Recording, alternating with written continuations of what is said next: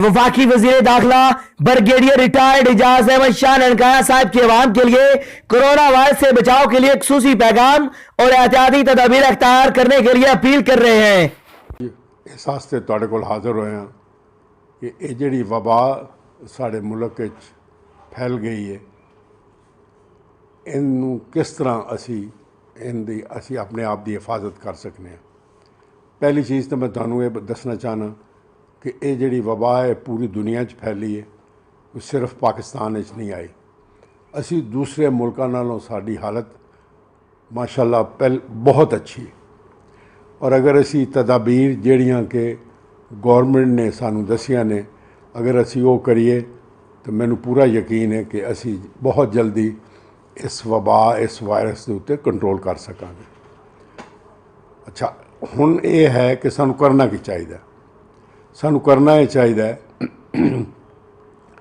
कि असी घर रहिए, इज्तमावां दे विच ना जाइए, मेलियां ठेलियां ते ना जाइए, सफ़र गैर ज़रूरी ना करिए और एक दूसरे कोलों 3 फुट 3 मीटर का फासला रखिए।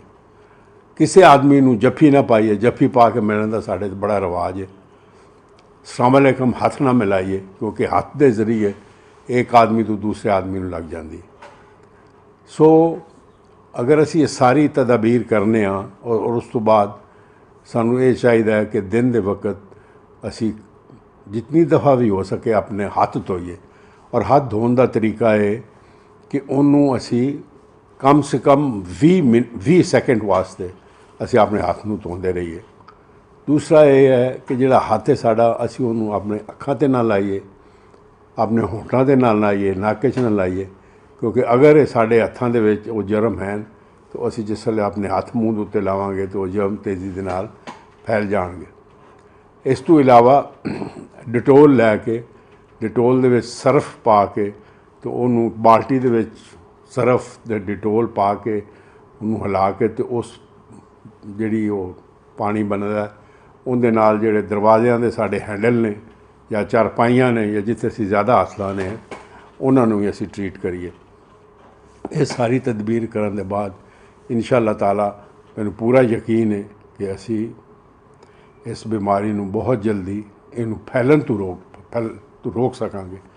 इनकी सब तो वड्डी वजह फैलन की हाथ नाल एक दूसरे नूं टच करन दी वजह तो है। मैं आखिर उत्ते दुआ करना कि अल्लाह ताला सानू सारिਆਂ नूं अपने हिफ्ज़ो ईमान च रखे और असी सेहतमंद रहिए और इस बीमारी तो बहुत जल्दी असी छुटकारा पा सकिए। बहुत